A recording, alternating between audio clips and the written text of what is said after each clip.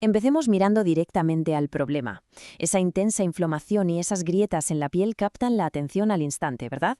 El primer síntoma, ese aviso universal que resulta absolutamente desesperante, casi siempre es el temido picor. Pero atención, porque el verdadero misterio aquí no es cómo se siente este brote, sino descubrir de dónde viene exactamente. Y es que una vez que la piel empieza a arder, arranca un trabajo de verdaderos detectives médicos. En este análisis visual vamos a presentar una comparativa de los distintos tipos de eczema, centrando nuestra atención en dos claves fundamentales: sus causas y su localización. Para estructurar esta exploración, la hoja de ruta es la siguiente. 1. Introducción a los eczemas. 2. Eczema de contacto alérgico. 3. Eczema de contacto irritativo. 4. Eczema atópico. Y 5. Eczema seborreico. Sección 1. Introducción a los eczemas. La respuesta inflamatoria. Vale, vamos a sumergirnos en esto y a desgranar qué ocurre realmente a nivel biológico en el cuerpo humano. Hay que tener muy claro que el eczema no es una única enfermedad, sino todo un síndrome clínico. Es decir, un conjunto de signos marcados por una fuerte inflamación cutánea.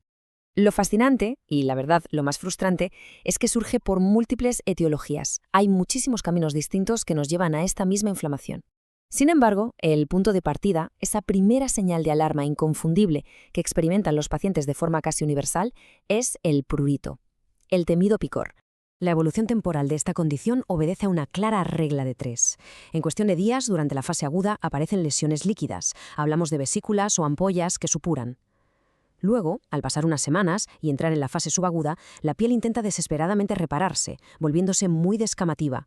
Y si esto persiste durante meses, llegamos a la fase crónica. La piel sufre un engrosamiento bestial y se seca muchísimo, lo que se conoce como hiperkeratosis. Básicamente, los pliegues se acentúan muchísimo por culpa del rascado constante.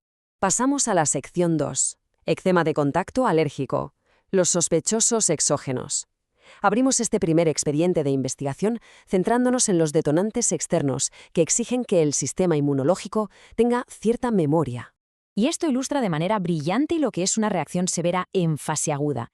Basta con fijarse en la enorme cantidad de líquido, en esas vesículas tan prominentes en la superficie del brazo y la mano.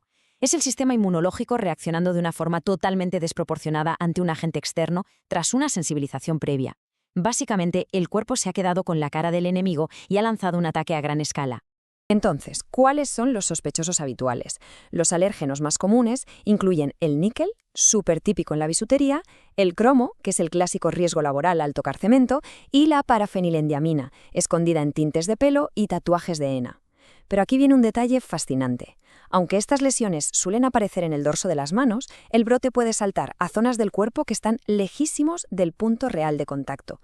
Es como si el ataque se extendiera como la pólvora. Sección 3. Eczema de contacto irritativo. Impacto inmediato. Cambiamos de tercio hacia una variante que, estadísticamente, es muchísimo más frecuente que la alérgica que acabamos de ver. Aquí nuestra labor de detectives nos exige marcar una diferencia comparativa vital. Mientras que el eczema alérgico necesita esa exposición previa para crear memoria inmunológica, el irritativo no tiene piedad desde el minuto 1. Provoca una reacción inflamatoria inmediata, a veces en el mismísimo primer contacto.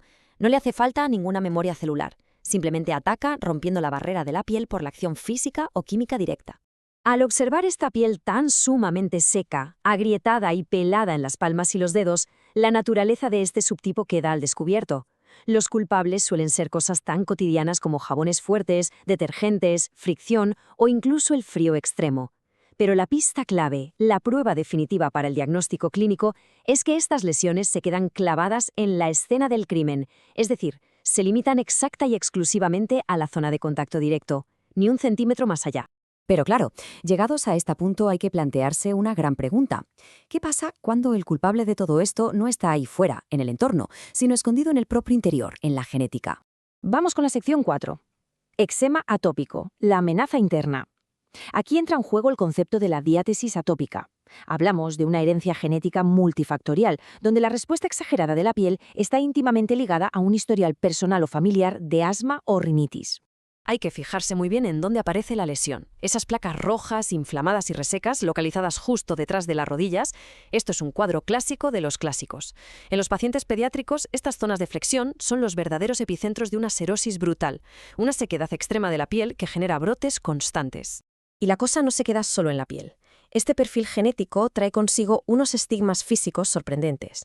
Se puede presentar el típico pliegue de Denny Morgan bajo los ojos o experimentar esa llamativa pérdida progresiva de la cola de las cejas. Hay quien incluso presenta la llamada lengua geográfica. Y envolviendo todo este cuadro clínico, siempre, sin falta, el síntoma rey, un prurito severo, constante e insufrible. Sección 5. Eczema seborreico. Lo inexplicable. Llegamos al último perfil de nuestra investigación, y es, con diferencia, el más enigmático.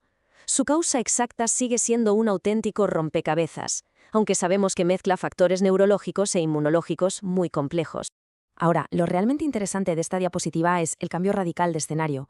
La inflamación y la descamación severa se mudan de repente a la cara, sobre todo al entrecejo, a los pliegues de la nariz y al cuero cabelludo. Es muy curioso porque este subtipo suele ganar intensidad cuando hay de fondo procesos neurológicos o inmunológicos, y el giro de guión es que su tratamiento muchas veces pide agentes antifúngicos en lugar de los clásicos corticoides solos. Hay toda una guerra con microorganismos de la propia piel ahí montada.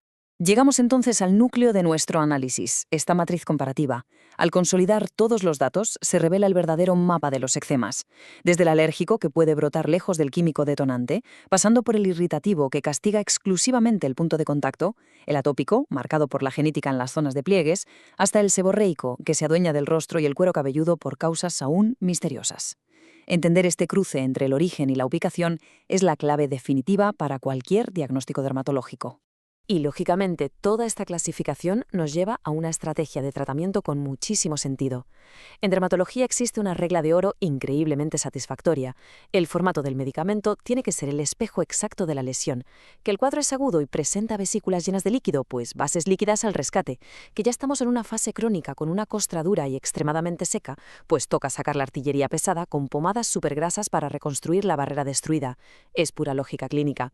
Para cerrar, hay que quedarse con una idea verdaderamente contundente. El eczema no es un mero problema superficial. Es literalmente el lenguaje visible del sistema inmunológico reaccionando al mundo exterior. Y muchas veces, a sí mismo.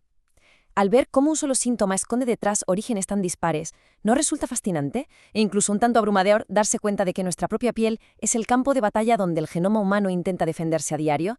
Ahí queda la reflexión para seguir explorando los misterios de nuestra propia biología.